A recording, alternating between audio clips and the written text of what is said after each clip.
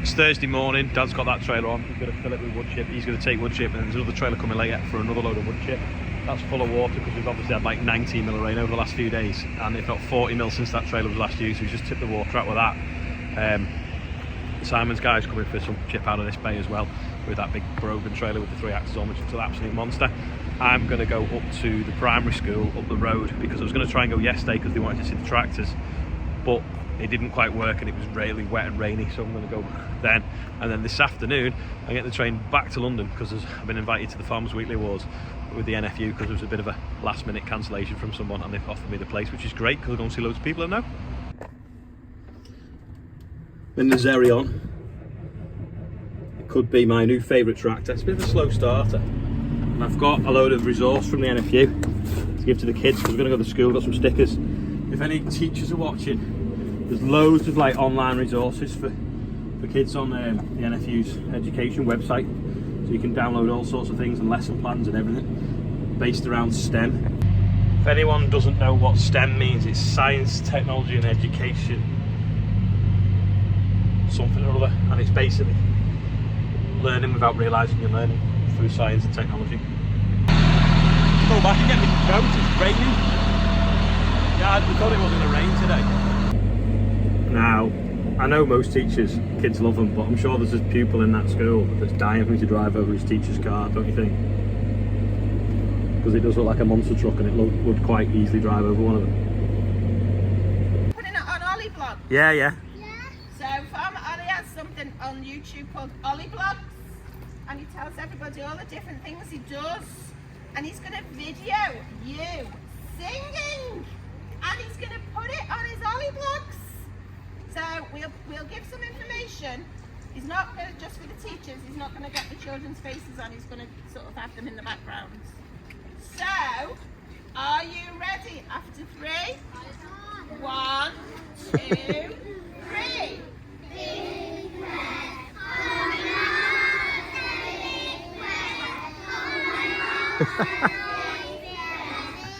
Do the actions. Come on, Miss King.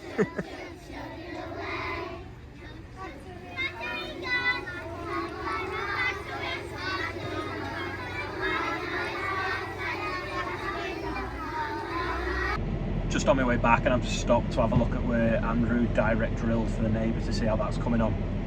Obviously that was a school. The kids, some of them don't want to be obviously on the internet, so that's why I was just filming the teacher and the kids were out of shot, but they've got a song about combine harvester which was quite funny, so I thought you needed to hear it. There's Straw Henge.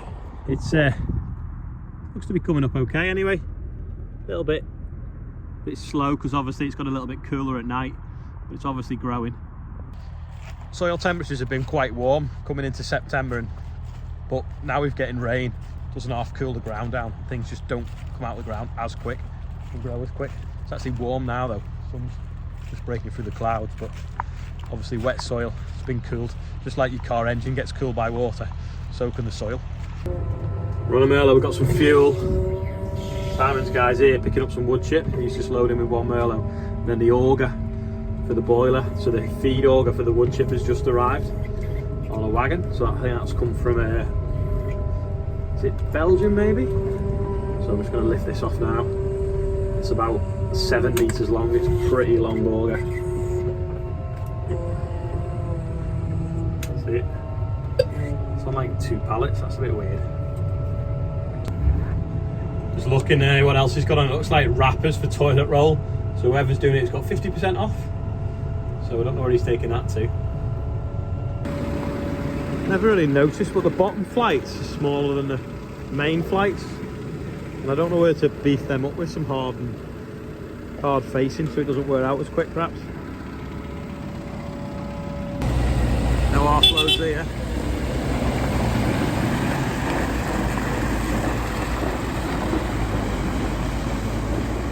Quick change, bag in car, off to the train station, but we're just going to quickly see how they've got on with the 1690 because they've been taking the oil pump out of it. Rob has been taking the oil pump off the front of the 1690. If anyone that don't know, it's a David Brown 1690 we got last year, and we used it for working some of the ground for when we were growing the sunflowers, and it overheated and it basically destroyed itself.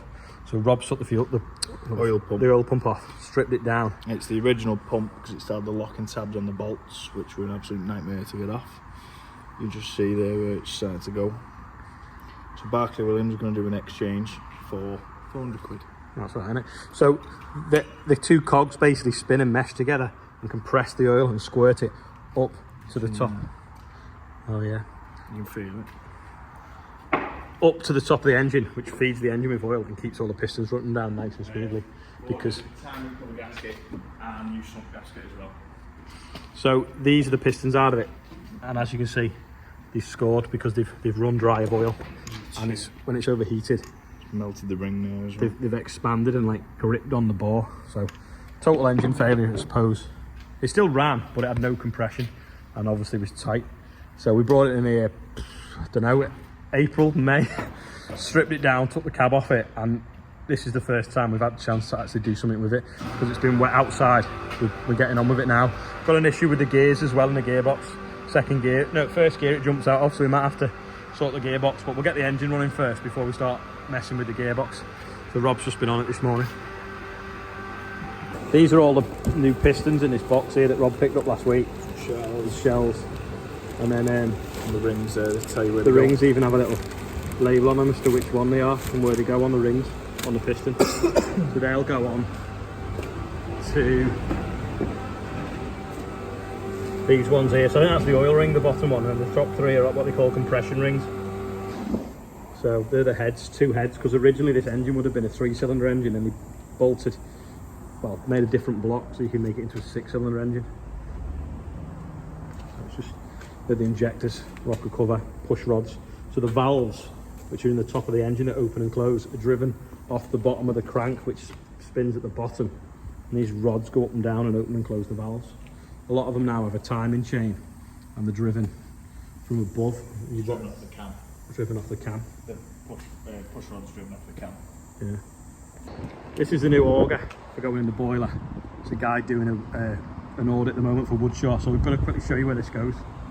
Yeah, so those that don't know, this is the biomass boiler. So the compressor's just got blasting air out. It's driven off wood chip we use to dry the grain, heat the offices, heat the farmhouse.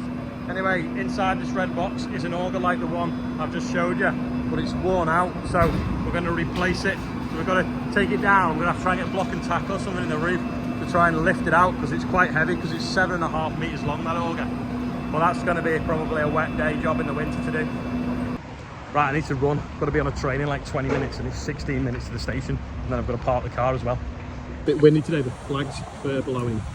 The job had no spraying to do. Well, actually, to be honest, I've got a bit of spraying to do, but it's far too wet to travel because we'll be going on where the spuds have been, and it's obviously had like 40 mil of rain, so it had just sunk in, so we're just going to have to hope it dries up over the next few days and get on it with a pre-emergence spray. Fast Track's back anyway from delivering wood chip this morning, so let's see. I've got 18 minutes to a 16-minute journey. That was handy, despite having to drive past a driver vehicle testing place where people do the driving test and all drive like learners. I'm here with 3 minutes to spare, so I need to be between zone 8 and 9 tarmac, which should be somewhere near the Superland bananas. These are something that they did when Liverpool was the capital of culture. They made these sort of like fiberglass lambs and bananas and dotted them around the city. This is a seriously long train. I now look like a train spotter because everyone on the platform's looking at me recording the train coming in the station, which is quite funny. It's playing Coach B. It's pretty cool, just going the same speed as another train. Delayed slightly.